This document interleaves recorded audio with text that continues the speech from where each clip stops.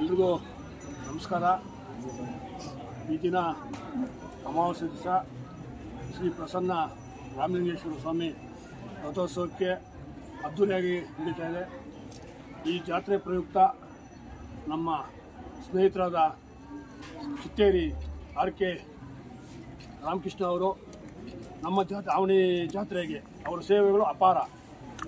ನಮ್ಮ ರಥೋತ್ಸವ ಅಲಂಕಾರ ಇರ್ಬೋದು, ರಾಮಲಿಂಗೇಶ್ವರ ದೇವಸ್ಥಾನದಲ್ಲಿರ್ಬೋದು, ಮತ್ತು ಸೀತಾಪರ್ವತ ಇರ್ಬೋದು, ಅವನಿ ಗ್ರಾಮದ ಮುಖದ ಮಹಾದ್ವಾರ 4 ಮಹಾದ್ವಾರಗಳಿಗೂ ಹೂವಿನ ಅಲಂಕಾರ ಮತ್ತು ಊಟದ ವ್ಯವಸ್ಥೆ. ನಿನ್ನೆ ರಾತ್ರಿ ಕೂಡ ಒಂದು ಜಾನಪದ ಕಾರ್ಯಕ್ರಮ ಮಾಡಿದ್ವಿ, ರಾಜಶ್ರೀರಾಮ್ ನಾಟಕ. ಇದಕ್ಕೆಲ್ಲದಕ್ಕೂ ನಮ್ಮ ರಾಮಕೃಷ್ಣ ಅವರಿಂದ ನಮ್ಮ ಅವನಿ ಜಾತ್ರೆಗೆ ತುಂಬ ನಮಗೆ ಸೇವೆ ಅಪಾರ ಕೊಡುಗೆ. ಇವತ್ತು ನಿನ್ನೆಯಿಂದಲೇ ಸ್ಟಾರ್ಟ್ ಊಟ. ಎಲ್ಲ ಇಲಾಖೆ, ವಿಶೇಷವಾಗಿ ನಮ್ಮ ಪೊಲೀಸ್ ಇಲಾಖೆಗೆ ಊಟದ ವ್ಯವಸ್ಥೆ ಮಾಡಿಕೊಡೋರು ನಮ್ಮ ಸ್ನೇಹಿತರಾದ ರಾಮಕೃಷ್ಣ ಅವರೇ. ತುಂಬ ಕೊಡುಗೆ ಇದೆ ನಮ್ಮ ಜಾತ್ರೆಗೆ. ಮತ್ತು ಇವಾಗ ಅವನಿ ಎಂಟ್ರೆನ್ಸ್ ಬಂದಾಗ ಎಲ್ಲರೂ ಗಮನಿಸಿರ್ತೀರ, ನಮ್ಮ ಜಾತ್ರೆಯಲ್ಲಿ ಯಾವ ಸ್ಪೆಷಲ್ ಆಂಜನೇಯ ಸ್ವಾಮಿದು ಕಟೌಟು, ಶ್ರೀರಾಮಂದು ಕಟೌಟು. ಇದಕ್ಕೆ ಪ್ರೇರೇಪಣೆ ಬಂದು ನಮ್ಮ ರಾಮಕೃಷ್ಣ ಅವ್ರ ಮಗ ಕೈಲಾಶ್. ಏನೇ ಆಗಲಿ ಬರೀಬೇಕು ಅಂತ ಆಂಜನೇಯ ಭಕ್ತ. ಈ ಸಲ ಗ್ರ್ಯಾಂಡಾಗಿ ವೆಲ್ಕಮ್ ಮಾಡಿದ್ದೀವಿ.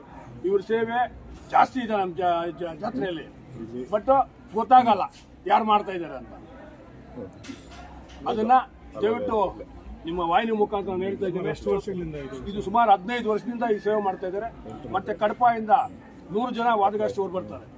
ನಮ್ಮ ರಥ ಸ್ಟಾರ್ಟಿಂಗ್ ಇಂದ ಹಿಡಿದು ಎಂಡಿಂಗ್ ಆಗೋವರೆಗೂ 100 ಜನ ವಾದಗಾಷ್ಟವರು ಇದ್ದಾರೆ. ಯಾರು ತಿಳ್ಕೊಂಡಿರೋರು, ಯಾರೋ ಆಡಳಿತ ಮಾಡ್ತಾ ಇದ್ದಾರೆ? ಇಲ್ಲ, ಏನೂ ಇಲ್ಲ. ಈ ಸಲ ಮೊನ್ನೆ ಜಾತ್ರಾ ಮೀಟಿಂಗಲ್ಲೇ ಯಾರು ಮೆರವಣಿಗೆ ಬರಬಾರ್ದು ಅಂತ ಹೇಳಿದ್ವಿ. ಅದಕ್ಕೆ ನಾವು ಸಹಕಾರ ಕೊಟ್ವಿ. ಆದರೆ ನಾವೇನು ಜೀಪಲ್ಲಿ ಮೆರವಣಿಗೆ ಬಂದಿಲ್ಲ, ಇನ್ನೊಂದ್ರಲ್ಲಿ ಬಂದಿಲ್ಲ. ಅಲ್ಲ, ಹೂವಿನ ಅಲಂಕಾರ ಆಡಳಿತ ಮಾಡ್ತಾ ಇದೆ ಅನ್ಕೊಂಡಿದ್ರು. ಆಡಳಿತ ಅವ್ರು ಓನ್ ಆಗಿ 15 ವರ್ಷದಿಂದ ಅವ್ರ ಸ್ವಂತ ಖರ್ಚಿನಿಂದ ಅವ್ರು ಮಾಡ್ತಾ ಇದ್ರು. ಇಷ್ಟು ದಿನ ಅವರು ಯಾವುದೇ ಪಬ್ಲಿಕ್ ಬಂದಿಲ್ಲ. ಅವ್ರು ರಾಮಕೃಷ್ಣ ಅವ್ರು ಮಾಡ್ತಾರೆ ಚಿಕ್ಕದೇವರು ಅಂತ ಕೆಲವೊಂದರು ನಮ್ಮ ಸ್ನೇಹಿತರಿಗೆ ವಿಜಯಣ್ಣ ಅವ್ರು ಹೇಳ್ತಾರೆ, ನಮ್ಗೆ ಗೊತ್ತಿತ್ತು. ಬಟ್ ಇಲ್ಲಿ ಬರ್ತಕ್ಕಂಥ ಭಕ್ತಾದಿಗಳು ಗೊತ್ತಿರ್ಲಿಲ್ಲ. ಈ ವರ್ಷ ನಮ್ಮ ವಿಜಯಣ್ಣ ಅವರು ಅದನ್ನ ಹೇಳ್ತಾ ಇದಾರೆ ಎಲ್ರಿಗೂ, ನಿಮ್ಮ ಮುಖಾಂತರ ತಿಳಿಸಿ ಇಂಥವ್ರು ಸೇವಾ ಕರ್ತ 15 ವರ್ಷದಿಂದ ಅಂತ ಹೇಳ್ತಾ ಇದ್ದಾರೆ ಅಷ್ಟೇನೆ. ಮತ್ತೆ ನಮ್ಮ ಲೋಕಸಭಾ ಕ್ಷೇತ್ರ ಆಕಾಂಕ್ಷಿಗಳಾದ ನಮ್ಮ ಸಹೋದರ ಸಮಾನ ಮುದ್ದು ಗಂಗಾಧರನವರು ಬಂದಿದ್ದಾರೆ. ಅವರಿಗೂ ಈ ರಾಮಲಿಂಗೇಶ್ವರ ಸ್ವಾಮಿ ಆಶೀರ್ವಾದ ಕೊಳ್ಳಿ ಅಂತ ಬೇಡ್ಕೊಂತ ಈ 2 ಮಾತನ್ನು ಮುಗಿಸ್ತಾ ಇದ್ದೀನಿ.